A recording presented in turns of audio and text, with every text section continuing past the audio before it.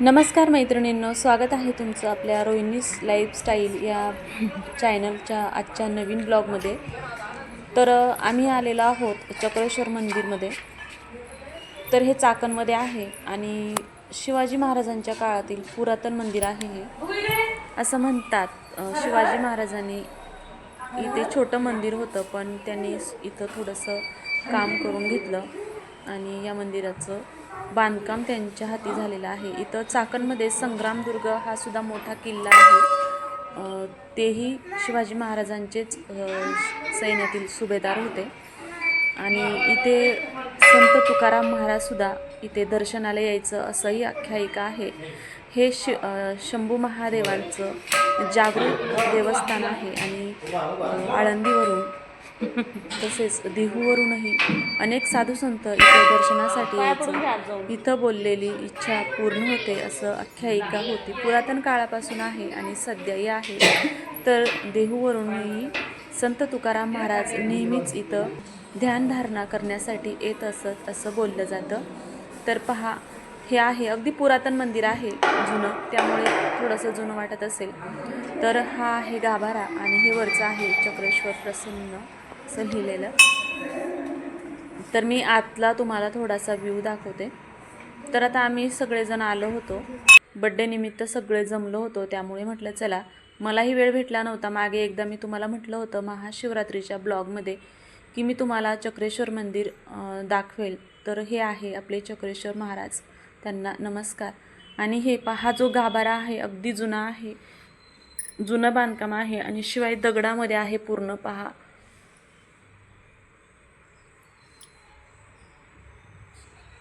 हे पहा, अगदी वरती घुमटाकार असं दगडामध्ये पूर्ण बांधकाम केलेलं आहे. आणि पुरातन जुनी मंदिरं सगळी शक्यतो अशीच आहे. अगदी छान प्रसन्न असं आल्हाददायक वातावरण आहे गाभाऱ्यामध्ये. आम्ही सगळ्यांनी मिळून दर्शन घेतलं. तुम्हीही चक्रेश्वर महाराजांचं दर्शन घ्या म्हणून मी तुम्हाला जवळून झूम करून दाखवत आहे. खरं तर रविवारी आलो होतो, जास्त गर्दी नसते, पण महाशिवरात्री किंवा श्रावण महिना आणि सोमवार अगदी लाईन असते इथं.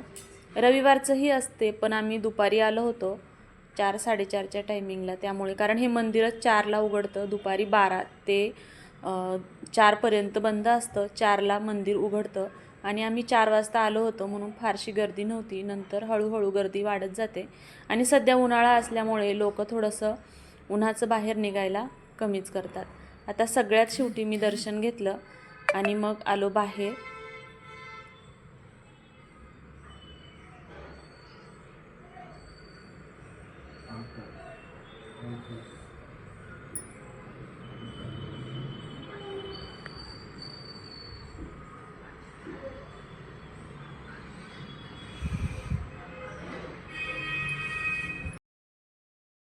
आता मंदिराच्या बाहेर सुद्धा वरती चौथारावर हा लाकडी गाभारा आहे. वरचं बांधकाम सुद्धा लाकडी आहे, साईडला भिंती आहेत.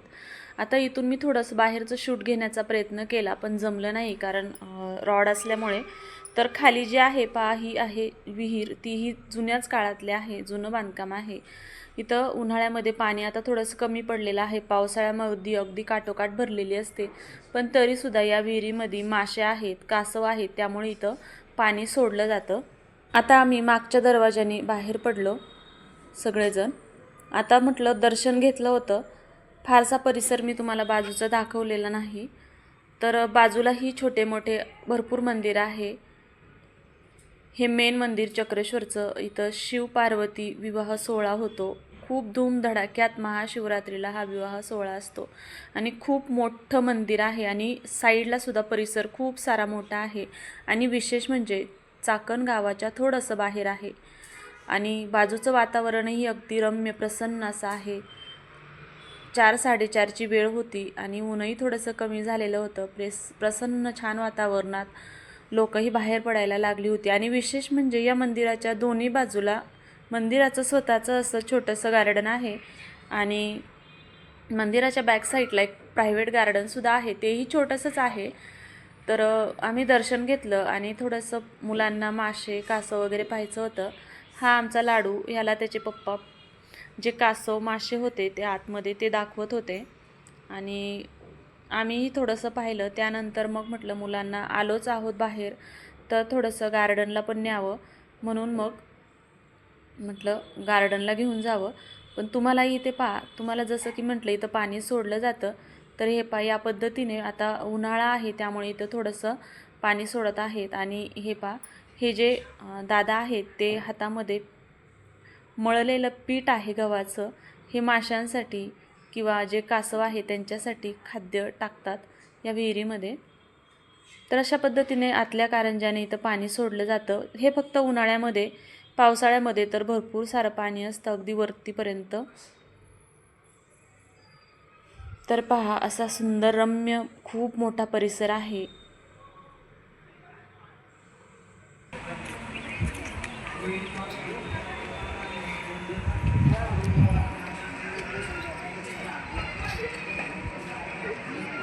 आता मंदिरासमोर छोटंसं गार्डन आहे, पण तिथे मुलांना खेळायला फारसं नाही, फक्त बसायला आहे.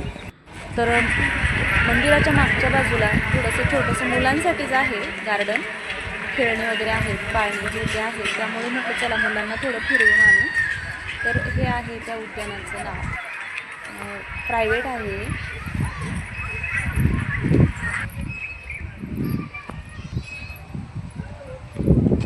तर हे या पद्धतीने आहेत आतमध्ये छोटीशी खेळणी, छोटीशी म्हणजे लहान मुलांसाठी आहेत, मोठ्या माणसांसाठी नाही.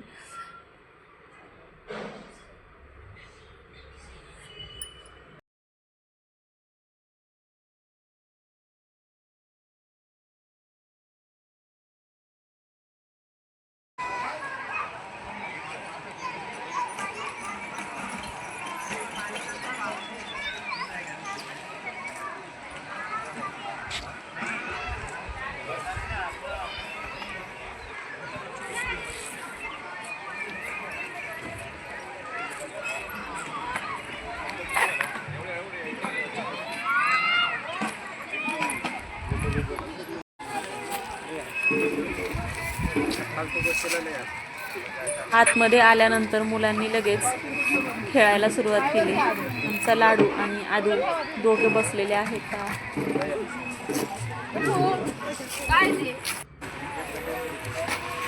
आता हा आमचा लाडू तिथून उठला आणि त्याला वरती घसरगुंडी खेळायची होती, पण भीती वाटत होती, म्हणून त्याला सगळे सांगत होते की हळूहळू चढा आहोत. तर त्याने प्रयत्नही केला, पण एकदाच तो चढला वरती. चढतानाही खूप घाबरत होता. डबल तो वरती घसरगुंडीवरती चढलाच नाही.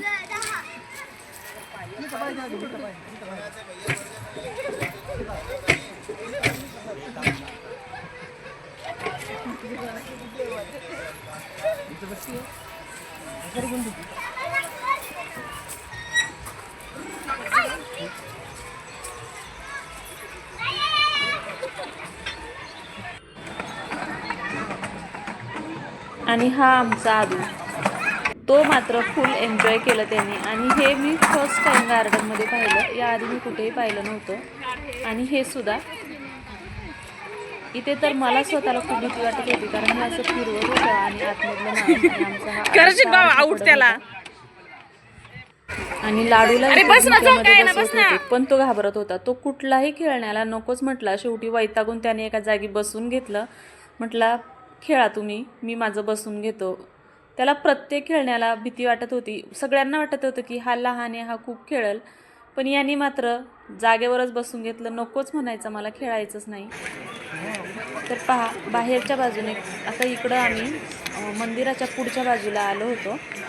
तिकडं ते मागच्या बाजूचं गार्डन आहे आणि मंदिराच्या खाली जे तुम्हाला मी विहिरीचं दाखवलं त्याच्या खाली म्हणजे जे कारंजाचं दाखवलं त्याच्या पुढच्या बाजूला, मंदिराच्या पुढच्या बाजूला आलो आणि तिथून हा मंदिराचा असा व्ह्यू दिसतो.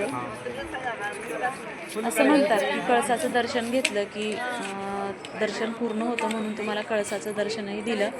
आणि पहा आता पाणी सोडून झाल्यानंतर आता त्यांना जे कासव होते त्यांना खाद्य घातलेलं आहे, तसेच माशांना पण. आणि पहा हे आहे वरती आलेलं कासव, छोटंसंच आहे. सगळे मासे खाल्ले कासव बघा ना, छोटे पण अजून आहे.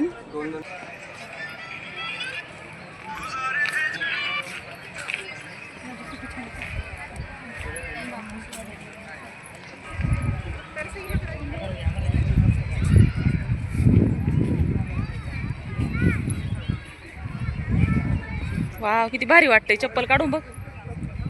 पायाला लय थंड थंड मस्त वाटतंय.